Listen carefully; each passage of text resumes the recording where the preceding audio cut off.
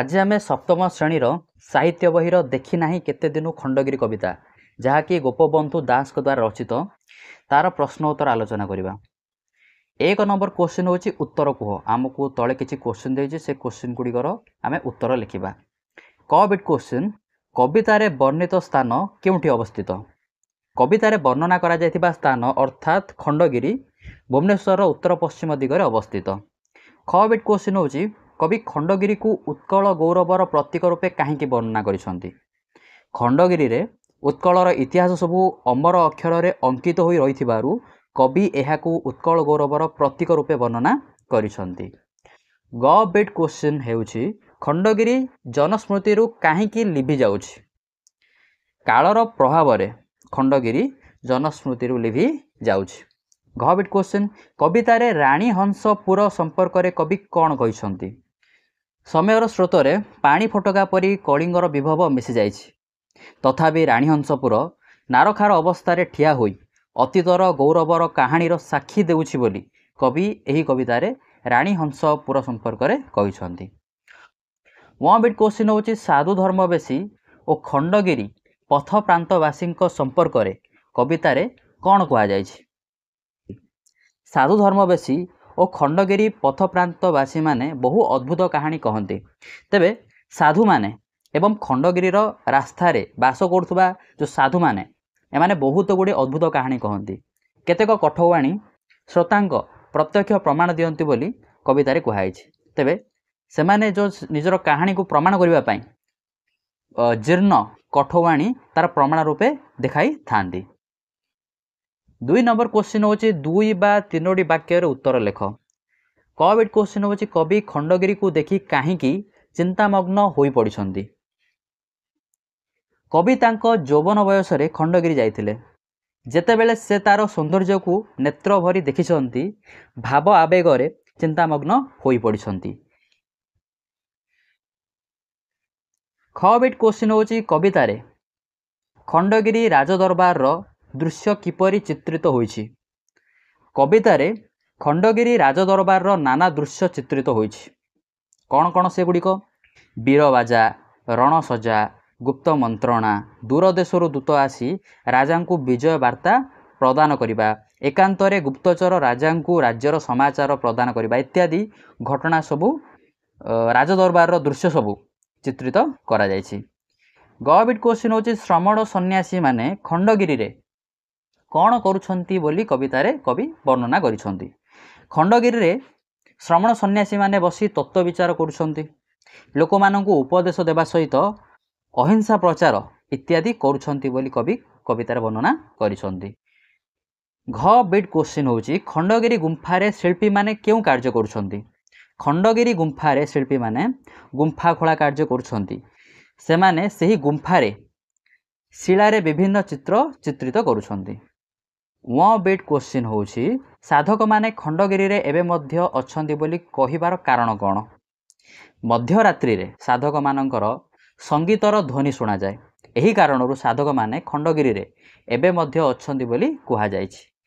च bit question होछि वृद्ध खंडगिरी विरक्त पराए उभा गंभीरे एहा काहेकि कुहाइछि। खंडगिरी समयर स्रोत रे सर्वस्व नष्ट हो जाइथिबारु वृद्ध खंडगिरी विरक्त पराए उभा गंभीर बोली कुहा जाइछि। 3 नंबर क्वेश्चन होछि सरल भाषा रे बुझाई लेख। क बिट क्वेश्चन तथापि से गाथा रखी अछि गिरी काल पर भाबे देखाई हिया। उक्त पद्यांशटी आम साहित्य बहीर देखी नाही केते दिनु खंडगिरी कवितारु आनित। एठारे कवि गोपबंधु दास खंडगिरी समय कराल गर्भरे लीन न होई किपरि उत्कलर गौरव को प्रचार करिबा पई आज मध्य ठिया होई रही अछि ताहा वर्णना करिसंती। कलिंग जहाँकि कला साहित्य राजनीति स्थापत्य वाणिज्य व्यवसाय समस्त क्षेत्र में ख्याति अर्जन करथिला से समस्त गौरव आज समयर कराल गर्भरे लीन हो जाइछि। आज कलिंगवासी मध्य तार नाम गौरव भूली जाइछंती। कालर कराल प्रभाव किंतु खंडगिरी को ध्वंस करि पारि नाही। सबु बाधा विघ्न को एड़ाई खंडगिरी आज मध्य निजर छाती देखाई निजर हिया देखाई निजर हृदय वक्ष देखाई सेमिति उत्कलर गौरव को प्रचार करू अछि। जेहेतु समय काहाकु मध्य छाड़ेनी कलिंगर मध्य अवस्था कलिंगर कौच सरी खंडगिरी अवस्था ताहा हेलानी जेहेतु बहुत समय बीतीगलानी तेणु कालर प्रभाव समयर प्रभाव ता अवस्था ए कौन ध्वंस होगा किंतु एबे मध्य तार तार जो गौरव सी बहन कर रखी जाए से ध्वंस करी ना ताहा अमर हो रही अच्छे। ख बिट क्वेश्चन हूँ नुहे ता विचित्र बाह्य विश्व मात्र प्रतिफले नर निज हृदय एटा कौन लिखा एटा आम लिखा उक्त पद्यांशटी आम साहित्य बहिर देखी नाही केते दिनु खंडगिरी कवितारू आनीत एठारे कवि मनुष्यर निजर मनर भावना किपरि बाह्य जगत प्रतिफलित होता है ताहा वर्णना करिसेंती जे आमे आम हृदय आम जो जिनसटा को आम मानि नेबा से ही आमको सत लगे सेटा को से अति सुंदर भाव वर्णना करिसेंती। कौन लिखिसेंती से जे खंडगिरी पथ प्रांतरे बास करुवा साधु माने खंडगिरी संबंध में बहु अद्भुत कहानी मान कहिसेंती अर्धरात्रि रे गुंफा मध्यरु संगीत ध्वनि शुणा जाए बोली से माने कहउछंती सेमानक मतरे कोन ना राति अर्धरे बा मध्यरात्रि रे कोन हुए से गुंफा जो रही है से गुंफा मध्यरु संगीत ध्वनि शुणा जाए सेमानक मतरे आज मध्य से जो अंधार गुंफा गुड़िक रही से भितर तपस्यारत साधु माने अछंती एवं सेमानकर मुखरु बाहरुथुबा मंत्र र ध्वनि अर्धरात्रि रे शुणा जाए एहाकू अनेक पथिक अविश्वास करते मात्र साधु मानकर एपरी विश्वास करने को देखि कवि विस्मित होना कारण सेमानक हृदय रे सेहीपरि धर्म धारणा रही तांकु सेहीपरि शुणा जाए मनीष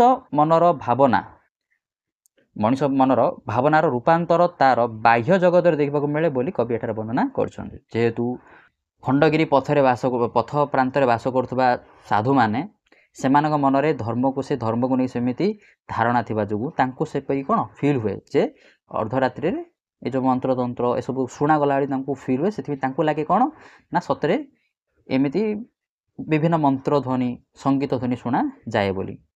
हाँ मु कौन कहूली तमें नॉर्मल दिन देख घर बसथिबो तुमको किसी साउंड शुणा जीवनी किसी खड़ खाड़ किसी शुणा जीवनी तमें गोटे भूत फिल्म देखी दे सारा पर आसी बसती एकुड़िया यदि बस देख कौटे कौन खड़ खाड़ साउंड शुणा अंधार देखा किए गोटे बसला भाया देखा इम सब तुमको फिल हम कौन पे तुम मनर धारणा से प्रकार हो भूत फिल्म देखी ना तुम जोड़े बस तुम सेमिया फिल हम जे भूत थी भाया पछरे किए गोटे पाखे बसला भाया तुमको एमती फिल हम कौन पे तुम मनर धारणा से तुम मन सेमती मानिनी बुझल ना से जो साधु धर्म जो कहती पथ प्रांतवासी माने तांको मनरे से धर्म को लेकिन सेमती धारणा थिबा जोगु तांको सेही परि शुणा जाए सेथिरे कवि विस्मित होई नांदी कारण से मनरे सेमती भावना अछि सेति बाह्य जगत रे ताहा देखिबाकू मिले रूपांतर होइकरी ताहा देखिबाकू मिले।